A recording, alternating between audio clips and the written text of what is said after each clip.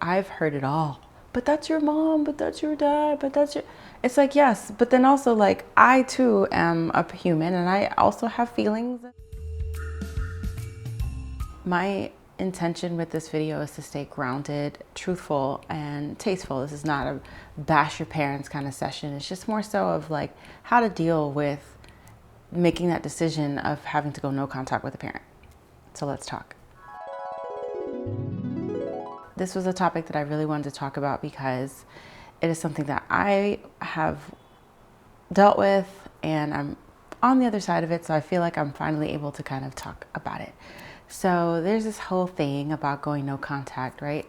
And that's usually like when people talk about it, they're talking about going no contact with your boo or your ex or whatever. But in this instance, I want to specifically talk about going no contact with your parents.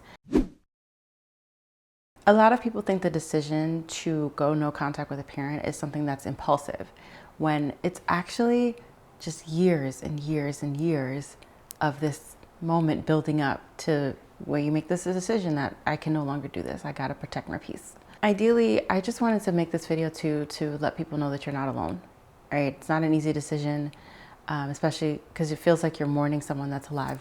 But let's get to that later on. I don't want to laugh at this because it's like, it's a serious conversation, but I don't know. How do you make going no contact entertaining? Ask Oprah. So some of the reasons why people go no contact: repeated boundary violations, right? You tell your parent you don't like this, you don't enjoy X, Y, and Z, and then you're either ignored or you're belittled. And it's just like, okay, how many times do we have to get to this point where I, the adult, am saying, hey, I don't like this, and you continue to do it? Another one that's kind of really, I would like to be sensitive with this one here. It's emotional, verbal, physical abuse. You know, the patterns kind of never improve. They're often dismissive, and also in denial about it as well.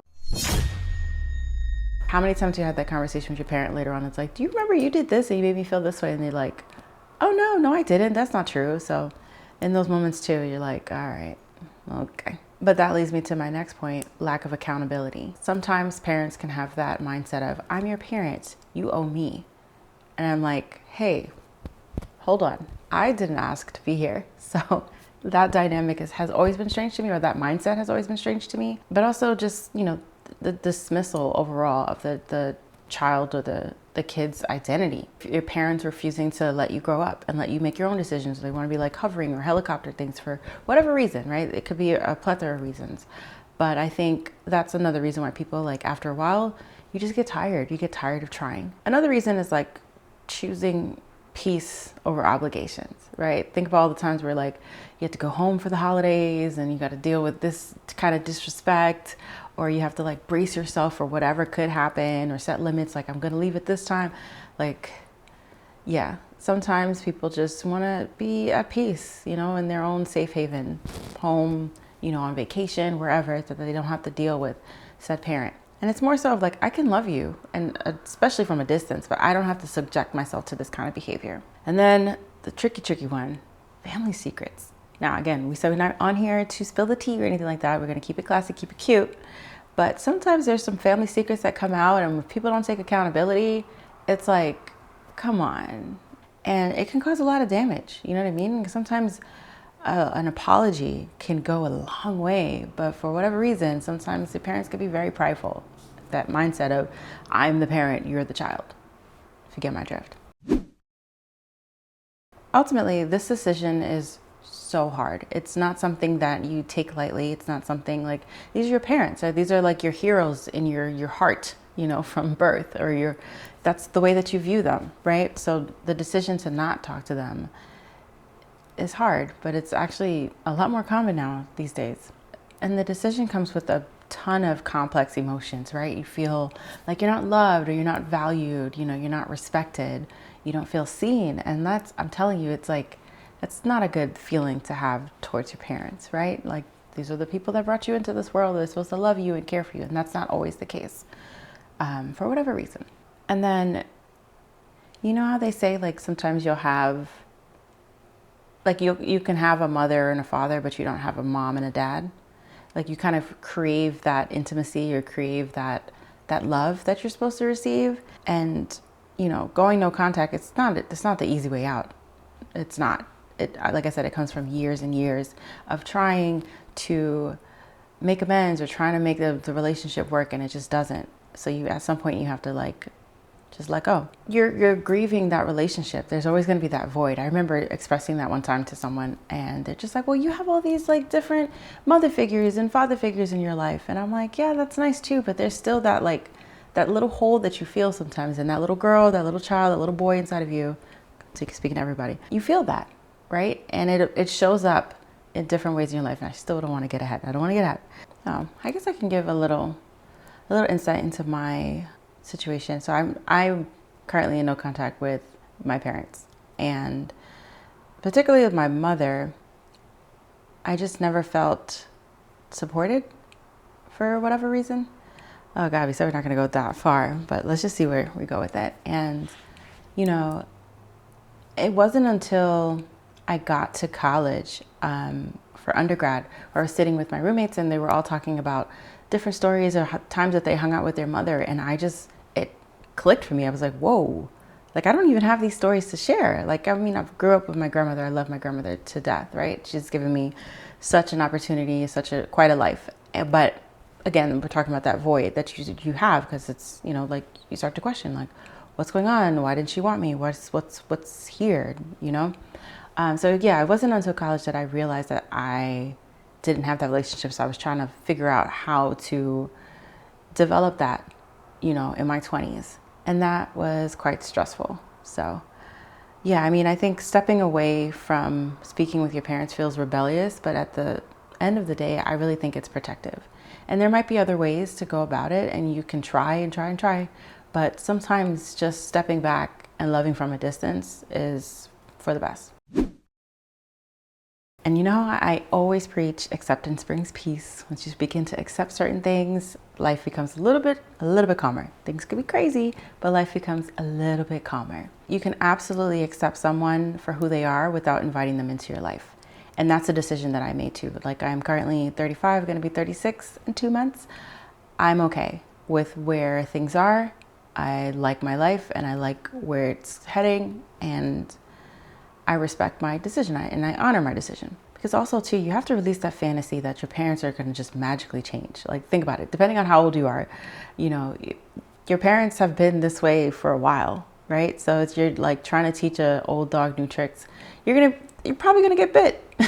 You're probably going to get bitten. You know, just try to keep that in mind so you set expectations, because, you know, you do have some instances where maybe you might go no contact for a couple years, and then, you know, parents sees how they've hurt you or whatever, and they want to, you know, mend the relationship. But that doesn't always happen. So that's why I say, when you go no contact, you have to accept that this is where it's at, and it might be that way for the rest of your life. Crazy, right? Because then also too, it's like, would you keep going to the kitchen or eating from the kitchen that's slowly poisoning you? No, you wouldn't. So I think acceptance shifts the thinking of like, I'm trying to fix them, I'm trying to make them better, I'm trying to make this work, to just accepting that this is what it is. And, you know, your peace is important. It's really important. So protect it. The next part I want to talk about is judgment from other people, because I've heard it all. But that's your mom, but that's your dad, but that's your... It's like, yes, but then also like, I too am a human, and I also have feelings and desires and needs and all that stuff. So it's like, yeah. But I think people judge you from the sidelines, right, of society. You know, like, again, this is your only parent, this is your only mom, this is your only dad, blah, blah, blah. But you don't know what's going on behind closed doors, you know? I'll give you a quick story. I was on a dating app. I think it was around the pandemic. And again, no business being on there, but it was like, something to do.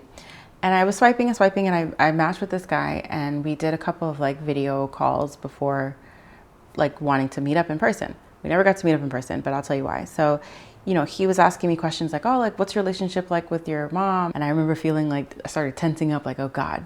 So I told him, I was like, we just don't have the best relationship.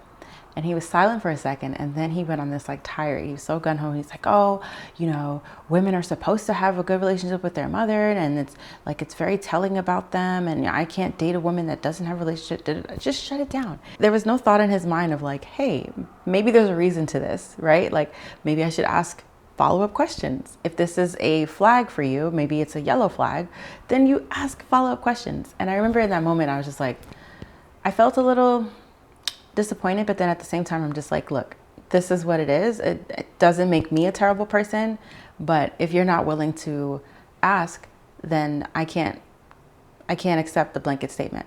Safe to say, we didn't go on a date, but I think the judgment that you get from people can be really, really tough, especially like with dating or telling people off. I mean, it's not an easy conversation, right? It's not an easy conversation to be like, hey, I don't speak to my parents. You know, like there's years of frustration, because maybe some people might want to know why too. Then like having to relive that, or, you know, there's just emotional exhaustion around going no contact with a parent. And, you know, just because they gave birth to you doesn't mean that they're good to you.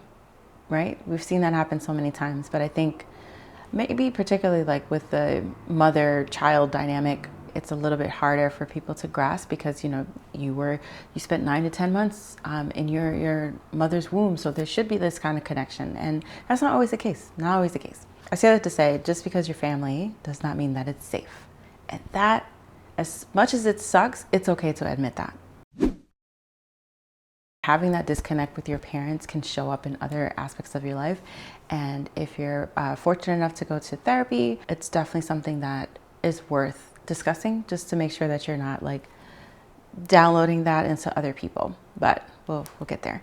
So, you know, with romance, you may not trust easily.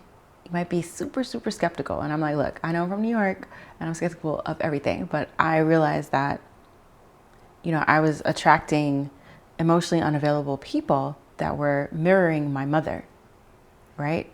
Because it was familiar, it's because something that I was used to. Whether it's subconsciously or consciously, like you don't realize how much you are subscribing to or putting up with because it's familiar. You may tend to overgive to compensate for the lack of love that you felt growing up. You also might undercommunicate. Sometimes you might just shut down because you're like, hey, you've been taught or conditioned that your feelings don't matter, or you're crazy, or you're sensitive, or whatever. And I'm like, look, I know I'm a Pisces, right? But I'm pretty valid with what I'm feeling. So with friendships, you might tolerate disrespect for too long just for the sake of having those friends, right? Like how many times we had to, you know, deal with a situation where you have like a slower delay to the disrespect and you're like, wait, hold on. Did they? To me? Oh, that's crazy. You also may tend to cut people off quicker. It's like to kind of avoid repeating old wounds, whatever, but it's kind of like, oh, if I cut my parents off, what do you, like, don't try me. And man, as sassy as that sounds, it's not the badge of honor you want to wear. I mean, that could lead to like mommy and daddy issues, but we'll save that for another video. And then also in career, you know, or whatever your passion is, you might have like this fear of authoritative figures. You know, you might be overworking to prove your worth. You know, you're staying on late, you know, picking up shifts or picking up work that maybe 2 or 3 people are supposed to do instead of one person. And then struggling to advocate for yourself, right? Standing up for yourself in moments, whether that's like at the doctor, you know, if you need a second opinion, say, hey, I need that. Or, you know, I didn't like how you treated me to a friend or whatever. I will say, a little story time.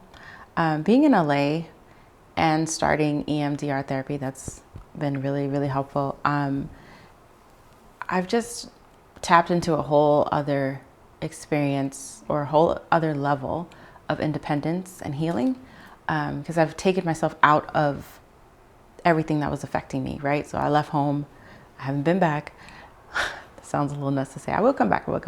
But just sitting back and reflecting of like, this is my life. Like, I'm going to be 36. I can do as I please. Like, I'm a fully functioning adult. I've survived, you know, a lot, but I'm here and I'm still shining. I don't feel bitter. I don't feel angry. And I could attribute that to 5 years of talk therapy and then a couple months of EMDR.